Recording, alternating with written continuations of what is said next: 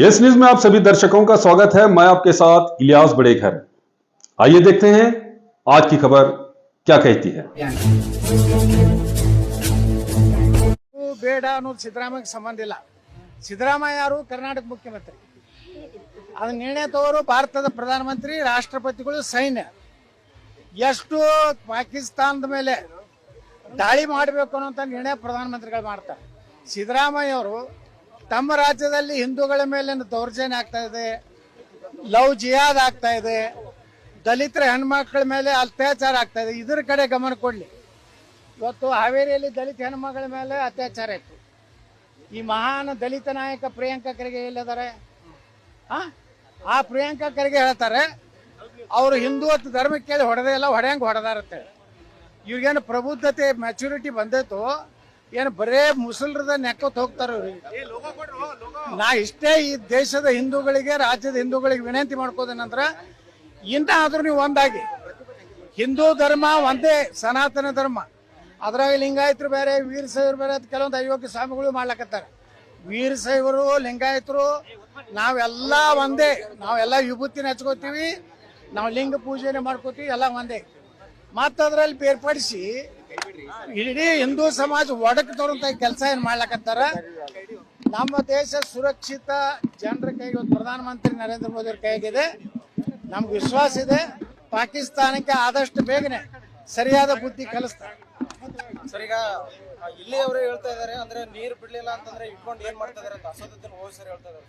ಆ ಓವೈಸಿಗಿಂತ ಖತರ್ನಾಕಿ ಹಿಂದೂಗಳು ಅದಾರಲ್ಲ, ಓವೈಸಿ ಬಿಡ್ರಿ, ಅವ ಏಜೆಂಟ್ ಅದಾರ, ಅವ್ರ ಸಾಬ್ರ ಅವ ಅದ್ರಾಗೆ ಹುಟ್ಟೆ, ನಾವು ಅದೇ ಹೇಳ್ತಾನ.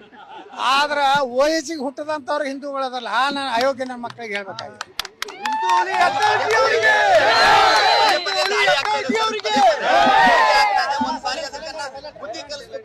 ನೋಡ್ರಿ, ಪ್ರಧಾನಮಂತ್ರಿ ನರೇಂದ್ರ ಮೋದಿ ಅವರು, ನನಗೆ ವಿಶ್ವಾಸ ಇದೆ ಪಾಕಿಸ್ತಾನಕ್ಕೆ ಈ ಸಲ ಹಿಂಗ ಬುದ್ಧಿ ಕಲಿಸ್ತಾರೆ. ಇನ್ ಎಂದೂ ಭಾರತದ ಕಡೆ ತಿರುಗಿ ನೋಡ್ಲಾರ್ದಂಗೆ ಬುದ್ಧಿ ಕಲಿಸೋ ಒಂದು ತಾಳ್ಮೆಗೆ ಒಂದು ಮಿತಿ ಇದೆ. ನೋಡಿ, ಇದನ್ನ ಮೊನ್ನೆ ಏನು ನಮ್ಮ 28 ಜನ ಹತ್ಯೆ ಆದ್ಮೇಲೆ ಏನು ನಿರ್ಣಯ ತಗೊಂಡಾರ, ನೀರು ಬಿಡುದಿಲ್ಲ ಅಂತಿದ್ದು. ಸಿಂಧು ಏನು ನಮ್ಮದು ನದಿ ಇದೆ, ಆ ನದಿಯನ್ನು ಭಾರತದಲ್ಲಿ ವಾಪಸ್ ತರುವಂಥದ್ದು ಸಾಮಾನ್ಯ ನಿರ್ಣಯಗಳಿಲ್ಲ. 5 ನಿರ್ಣಯಗಳು ಯಾವ ಪ್ರಧಾನಮಂತ್ರಿನೂ ತಗೋತಿದ್ದಿಲ್ಲ. ಇವತ್ತು ಈ ಪ್ರಧಾನಮಂತ್ರಿ ತಗೊಂಡಾರಂದ್ರೆ ನಾವು ಈ ದೇಶದ ಹಿಂದೂಗಳು ಒಂದಾಗಿರ್ಬೇಕು. ಇಲ್ಲಿ ಒಳಗಿರುವಂತ ಅವರು ಯಾವಾಗ ಬೇಕಾದಾಗೂ ಅವ್ರಿಗೆ ಮುಸಲ್ಮಾನರಿಗಿಂತ ಅವ್ರ 1000 ಪಟ್ಟು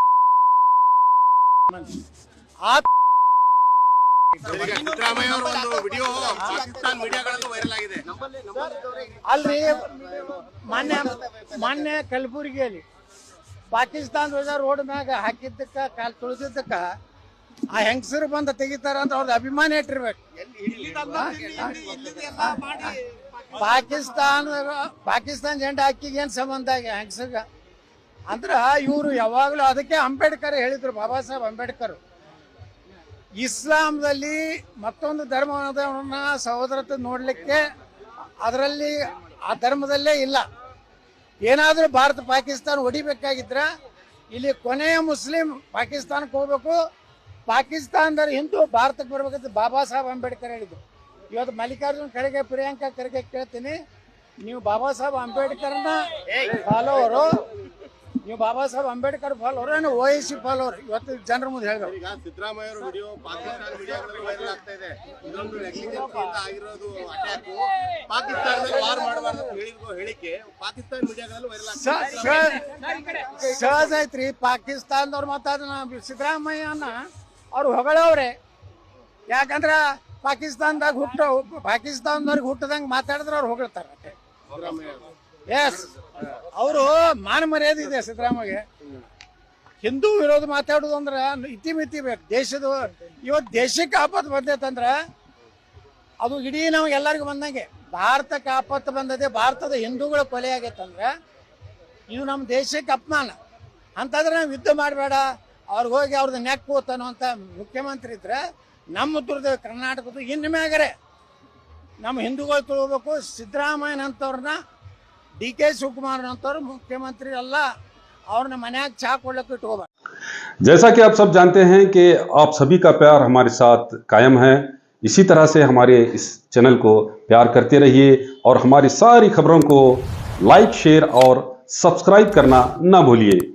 हमारा यही मकसद है कि आपको हर खबर जो है, जैसा है वैसा ही आपको हम दिखाते रहेंगे, ना किसी का पक्ष लेंगे, ना किसी के विरोध में जाएंगे। हमारे कदम सच के साथ।